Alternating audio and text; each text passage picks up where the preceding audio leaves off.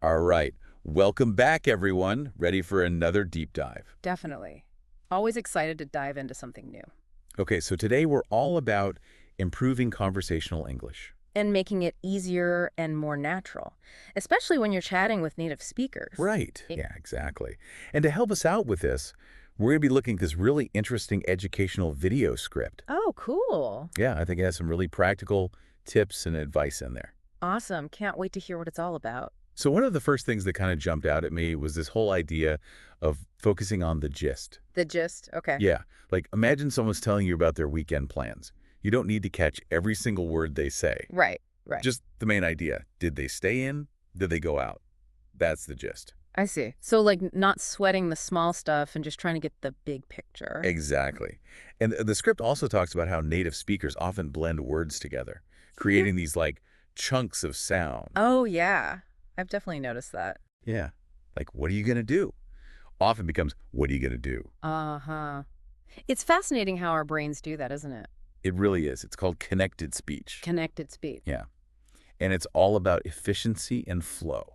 Makes sense. Like a shortcut. Yeah. So instead of getting stuck on individual words, the script suggests we train our ears to recognize these common chunks. Oh, that's smart. Like learning the rhythm of the language. Exactly. And you know what else?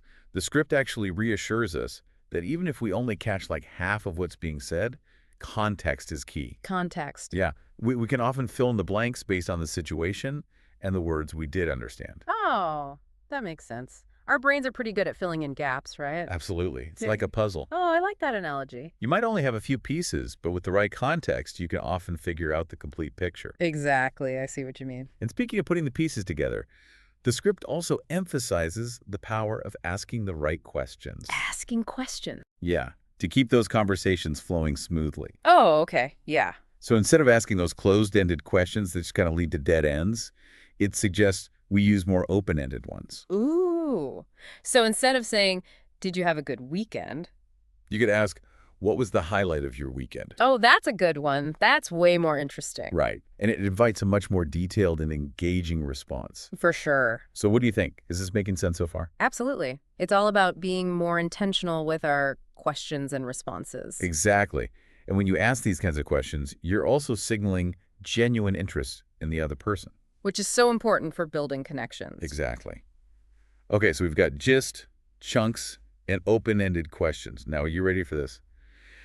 The script even delves into the nitty-gritty of dealing with those awkward moments when you just don't understand what someone said. Ooh, that's a good one. Because I know those situations can be a little tricky.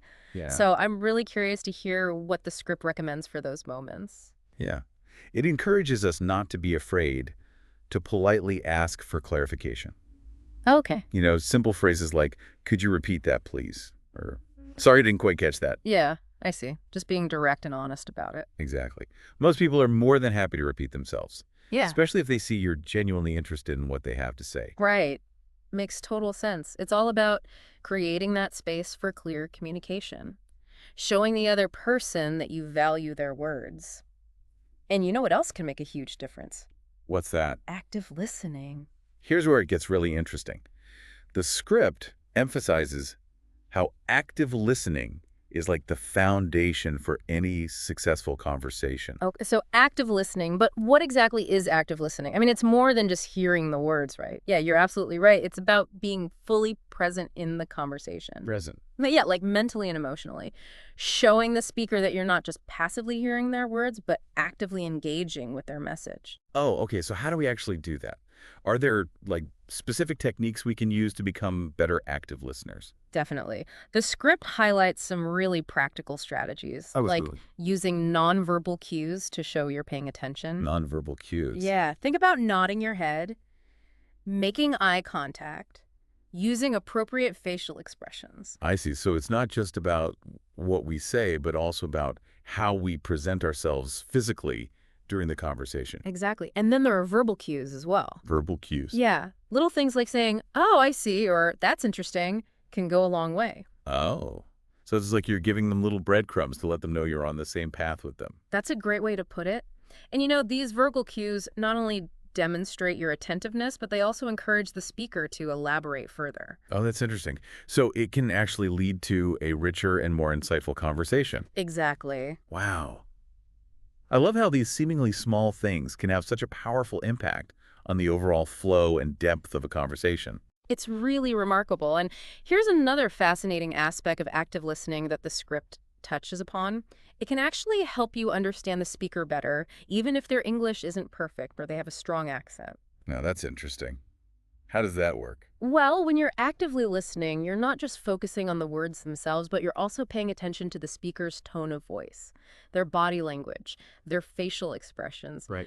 All of these nonverbal cues provide additional layers of meaning, and they can help you decipher what the speaker is trying to convey, even if you miss a few words here and there. Oh, I see what you mean. It's like you're tapping into a whole other level of communication that goes beyond just the spoken language. Exactly. It's about tuning in to the speaker's energy and emotions, which can often reveal much more than their words alone. This deep dive is really opening my eyes to the nuances of communication. It's so much more than just stringing words together, isn't it? You're absolutely right. It's about creating a shared space for understanding and connection. Okay, so we've covered a lot of ground here. We've talked about focusing on the gist, listening for chunks, asking open-ended questions, being comfortable asking for clarification, and practicing active listening. That's a lot. Are there any other gems from the script that we haven't touched upon yet? Actually, there's one more section that I think you'll find particularly helpful, Okay. especially if you sometimes feel a bit apprehensive about starting conversations in English. Oh, tell me more. I know that can be a real hurdle for a lot of people, myself included. Well, the script dives into the art of conversation starters. Conversation starters. Yeah, it provides some really simple and effective ways to break the ice. Okay, I'm all ears.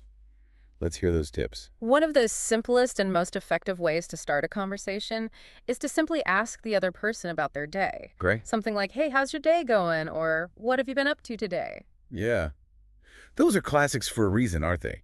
They're friendly, approachable, and open-ended, Mhm. inviting the other person to share as much or as little as they like. Exactly. And here's another tip. If you're in a specific setting, you can use that as a springboard for conversation.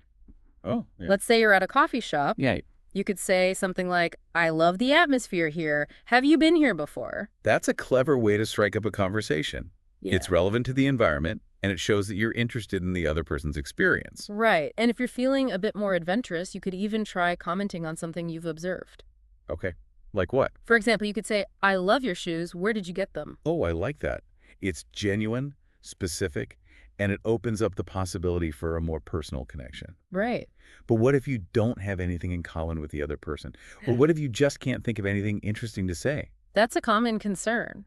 And the script addresses this by suggesting that you tap into something universal that everyone can relate to. Like what?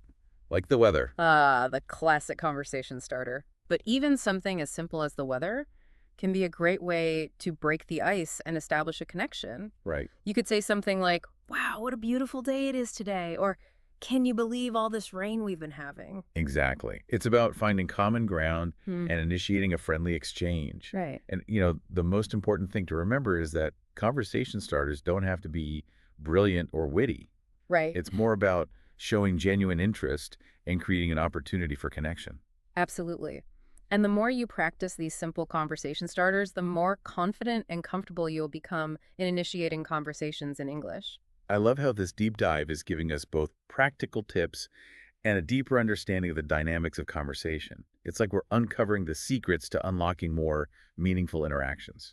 I couldn't agree more. And what's really fascinating is that all of these principles we've been discussing today apply not only to English, but to communication in any language. That's such an important point. So it's not just about improving our English skills, but about becoming more effective communicators overall. Exactly. These techniques are like universal keys that can unlock deeper connections and understanding in all aspects of our lives. I'm so glad we took the time to deep dive into this topic. I feel like I've learned so much already. Me too. And I'm sure our listener out there is feeling the same way. I'm sure they are. And there's one final point from the script that I think is worth highlighting. Okay, I'm intrigued. What is it? It's the idea that mastering these communication skills can lead to a more fulfilling and enriching life overall. Wow, that's a powerful thought. I mean, when you think about it, communication is at the heart of everything we do. It shapes our relationships, our careers, our understanding of the world around us. Precisely. And when we develop these skills, active listening, asking insightful questions, expressing ourselves clearly and respectfully, it opens up a whole new level of connection and understanding. So it's not just about becoming more fluent in English. It's about becoming more fluent in life itself. I love that way of putting it. It's about being present, engaged, and genuinely interested in the people and the world around us. As I think about all the tips that we've uncovered in this deep dive, I realize they're not just for language learners. They're valuable for anyone who wants to improve their communication skills regardless of their language or background. Absolutely. Think about it. Whether you're negotiating a business deal, resolving a conflict with a loved one, or simply having a casual conversation with a friend, these same principles apply. So for our listener out there, I encourage you to take these techniques and really try them out in your everyday life. Pay attention to how you listen, how you ask questions, how you respond to others. It can make a real difference. It really can. And, as we wrap up this deep dive, I'd like to leave you with a thought-provoking question to ponder. Could mastering these communication skills not only enhance your interactions, but also lead to a deeper sense of connection and fulfillment in all aspects of your life? Something to think about. That's a great question to leave our listeners with. And on that note, thanks for joining us for another deep dive. We'll see you next time. See ya.